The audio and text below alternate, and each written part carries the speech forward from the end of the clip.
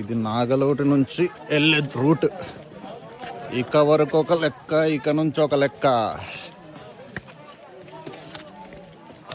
Ramp అవుతుంది.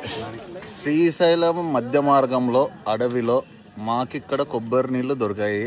ఒక్క టెంకాయ 70 రూపాయలంట. అందరూ టెంకాయలు తాగుతున్నారు. ఏరా హేమంత్, ఇప్పుడు బ్లాగర్స్ అంటే ఇలానే ఉంటారు. తీగున్నాయి ఫ్రెండ్స్, తీగుంది. నాగలోటి నుంచి పెద్ద చెరువుకి నడుస్తున్నాం. ఇంకా 2 కిలోమీటర్లు ఉంది.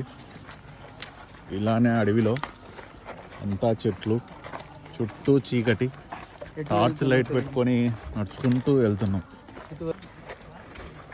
శివశంకర్ రెడ్డి, హేమంత్ కుమార్ రెడ్డి.